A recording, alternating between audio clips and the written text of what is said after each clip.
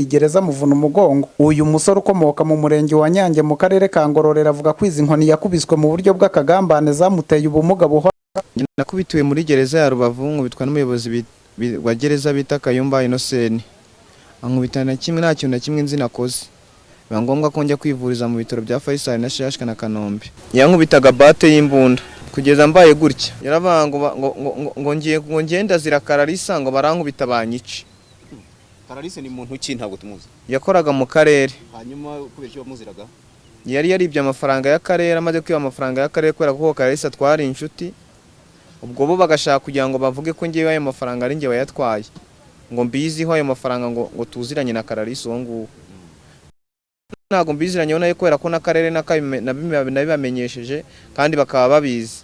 Ntago nakize bambwiye ko mfite ubumuga bwa burundu, icyo bazakora ari ukumfata bakazahina amaguru bakanashiririza umugongo mpaka ngiye kuvurwa hanze. Protogene warekuwe ku mbabazi z'umukuru w'igihugu cy'u Rwanda kiri kuvurwa avuga ko nyuma y'uko ubuyobozi bw'aka karere butegetswe gukomeza kumuvuza butabikoze ahubwo bwakomeje kumuhohotera. Akarere kemeza bakemba gategeka ko kagomba kumfasha kakangabura kakama n'ibyo kurya ndetse kakanshakira n'umukozi.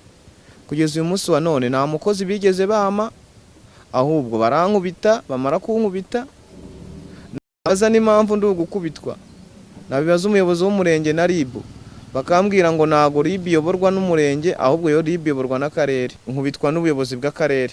Uyu munsi wa none ikintu kibabaje gikurusha n'ibindi, nkaba nahabwa ubutabera nk'abandi kandi n'uwankubise kandi akaba akiri ku kazi. Ubuyobozi bw'akarere ka Ngororero nka bumwe mu bw'uyu musore ashyira ku isonga mu kuba bumuhohotera buhakana ibyo bushinjwa. Ndayambaje Godefroid Kayobora avuga ko nyuma yo kuba ari guhabwa ubuvuzi ari no guhabwa ubufasha bitapfa korohera buri wese kububona. Koko aho rushakiye turamuzi umuturage wacu, hanyuma mu minsi yashize yaje afunguwe aza aturutse muri gereza ya Rubavu, bamuzanira akarere mu rwego rwo kugira ngo tumukurikirane nk'uko twita ku bandi baturage bacu bafite ibibazo bitandukanye. Tuvugana n'ibitaro n'ukuntu arabona igare akoresha, hanyuma mu gihe amaze koroherwa twifuje ko yajya mu muryango we cyane ko afite mama we n'indi miryango ya hafi nubwo se adahari.